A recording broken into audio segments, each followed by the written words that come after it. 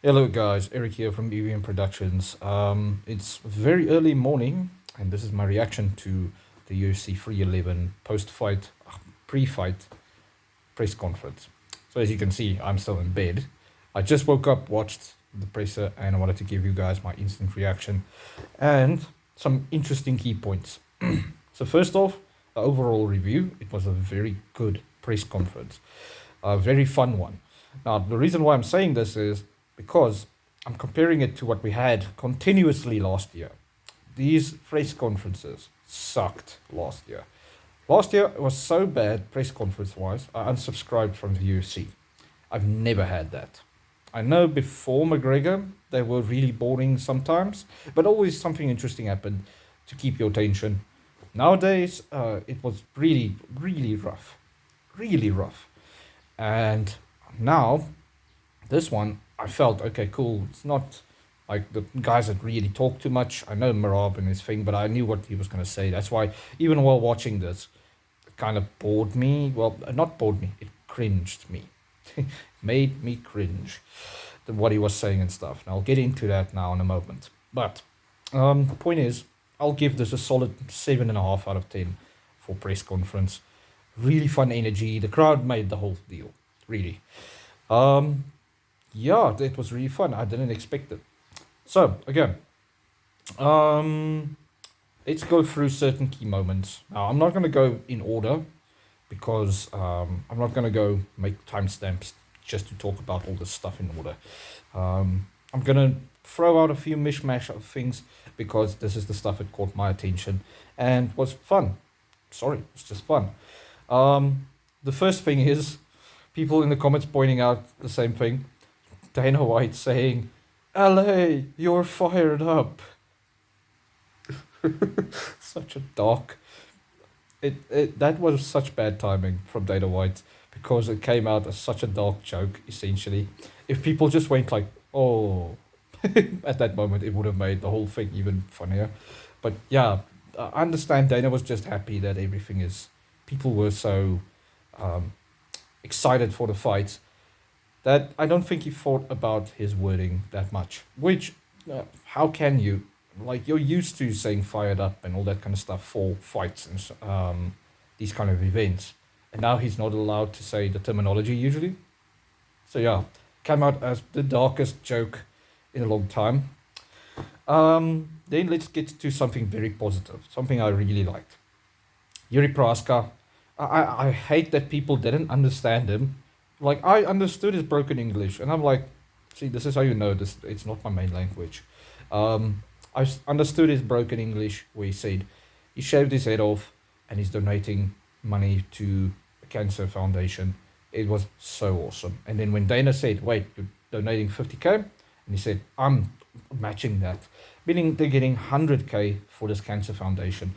That is very good, and I'm very happy about that because I myself I'm struggling with a condition close hairlines width away from cancer. I mean, most people in with this condition of mine lose their bowels, we're permanently skinny, tired, in pain. Even when the bowels are removed, you're permanently tired, skinny, and your other organs get attacked. It's I don't know where the differentiation the difference is. Like, I want to ask my gastroenterologist, like, please tell me how can we not classify this as a type of cancer? Like, hell, we even get chemo at one point. That's the next level of treatment for me. So, fuck. But yeah, let's move on. Marab's cringe. I'm gonna get into that now. Marab really made me cringe bad because he was constantly saying the same things and really trying too hard. It was frustrating to watch. And even Umar reacted the way I reacted. It was just like, ugh, we know you're from Georgia. We know this, that. It's the same thing that happened with Sean Strickland when he started spouting off the same thing every time. The problem with that is that we as fans and people in general get bored of it, and we know it's not sincere anymore. It's not honest. It's not true. That means you're doing something and you're being fake. So yeah, at one point I just zoned out when he was talking. Plus, instantly, Marab said he essentially went after, he made it a Georgian versus Russian thing instantly. And you could see Umar was trying to run with it after that as well, because then it's kind of like when you make it about race. And it's a can of worms you don't want to open up. Um, Although you could see Umar wasn't really bothered in a negative way too much. It's just like he was more shocked. He was like, "What the hell? This guy? Why is this guy doing this? It's unneeded."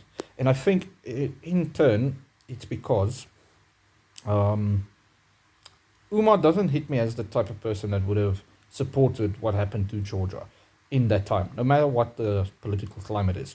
He would have kept his mouth shut, but he wouldn't have participated or supported it. Most people, most normal people, do not support war in and blood and death, like most people don't. I'm on that side as well. The people who are for that have issues in their head, and I'm saying it straight ahead, like straight. Sorry, you have issues. Anyway, let's move on. Renier de Ridder saying that you guys are like a party to the crowd, because he was like, I can't understand, like, can't believe the support, and yeah, that was really fun. Uh, mm, Armand didn't really sound like he was interested in being there at all. I think it's maybe the weight cut talking there. People do not understand how bad weight cutting is. I'm in a fast right now, a water fast. Well, a water and liquids fast. I'm not gonna let go of my Coca-Cola. I like Coca-Cola. A lot of people are gonna jump on me like, but that's not real fasting. It's like, yes, it's not a full fast this time. Chill. Point is just no food. Um, yeah, no, I think if you do that and you have to work and all this stuff, no, go train, go do a game of soccer, go do a game of rugby, overseas football, American football now. Go do one of these, and while you're fasting, and tell me you're going to be all happy, clappy all the time, or even acting the same. You will quickly notice that you're a different person when you're fasting, and that's why I was like, maybe it's that, but yeah. Islam, he sounds very serious about the fight, and even in the face-off, I'll get to that now. Uh, it's he seemed very focused on the fight. It was a little bit different than when he fought Dustin in a way, but I'll get into that later when we get to the face-offs. Next up, Jamal Hill getting trolled by the crowd. At least this time he didn't be like I was expecting him to lunge up and start throwing the chairs and screaming and crying and telling the fans that they suck and stuff like that, or literally challenging someone, grabbing the 10k in hand. I have 10k here. Let's fight now. uh, I was expecting that because people were yelling Chama while he's literally just started speaking. And that is quite effed up if you know the context of the situation. Um, it was fun. He didn't sound as negative, Nelly, as we expected. I honestly zoned out from there. Like, I was just like, I don't really want to hear what has to say. The reason why is if they give him a reason to be salty and make up excuses, it's as if he just lunges. He sits there waiting for it these days. And I think he's realizing slowly, that's why he didn't do that this time fully, that it's not going to help. It's not going to help. And do you guys know that is actually the way somebody gets over something? They make up excuses for a long time, then they accept it, like it sounds like he's in the acceptance phase, and then they work on it, or, well, it's 50-50, or they just say, no, I didn't do anything wrong, i.e. Conor McGregor, in his previous fights, the ones he lost. Not the one where his leg, well, the one with his leg snapping is the same situation, but anyway. Yeah, I zoned out there. Let's move to the face-offs. The face-offs, Kevin Holland, calm. The rhythm just looks calm. Like, Kevin Holland looks like a guy, he's just enjoying fighting. And that's actually a good mindset to have, because if it's your job, why not enjoy it? Win or lose. Make it fun for you. Not essentially for the crowd, for you. Because if you make it fun for you, you know, but like, okay, I need to do this to make it entertaining, and I'm still getting paid there. And if I knock this guy out, I'm getting paid more. Sorry, you guys heard my stomach there screaming at me for food. Next up, Jamal versus Yuri. I'm worried about Yuri a little bit.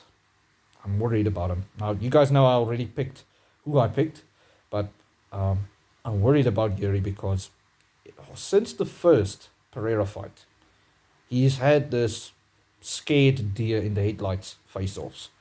And it shows in his fights. He has moments where it comes through. Now I wonder, did something in training happen before the Pereira fight that caused this?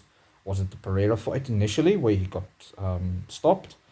Was it the second one? Because the second one went very bad. Like, something mentally just changed in him. Now, that doesn't mean he's not able to win. I mean, look at the Rakic fight where he came back. I remember I was just happy that he came back. I think I picked him to win. I don't remember fully right now. Stuff like this I'm going to write down from now on.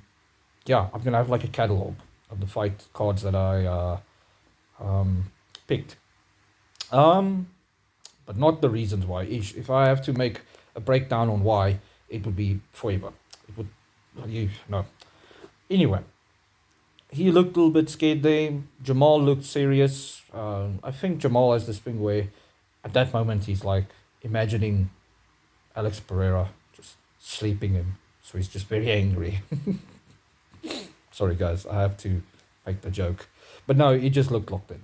I was actually very happy that he looked locked in. He didn't look, how can I say, freaked out because of the fans and stuff.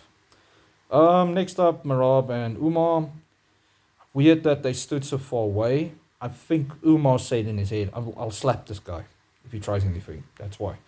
And Merab, with his antics, you could see Umar was just like, oh, really? He's not scared or anything. He was just like, really, Merab? And then he left. He walked off quite early. Now, usually that's a bad sign in a different way. But this time, I could see it was just his body language said, yeah, shut up.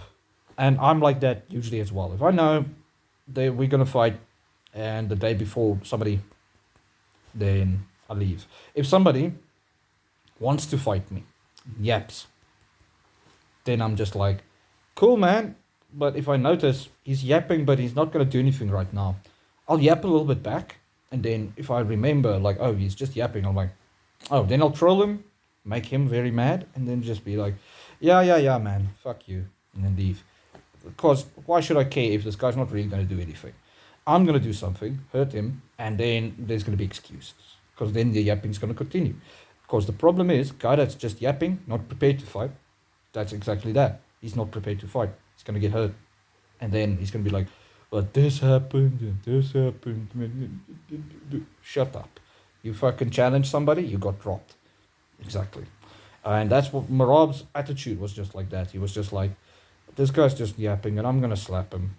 And it's because of the weight cutting, the frustration, the pain of training. These guys are in pain from training, guys. But people act like training afterwards you just feel good. You don't. You do not feel good with MMA and boxing training.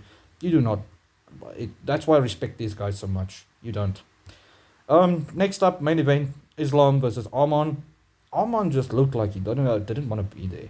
Like, I think he doesn't want to be there at the presser or anything. He's just like, please can we get this done? It looked weird. At first I was like, but think about, like, is that his mentality going into the fight? But no, it's not his mentality going into the fight. It's just, I think he wants to focus on business. I.e., the fight, winning the belt.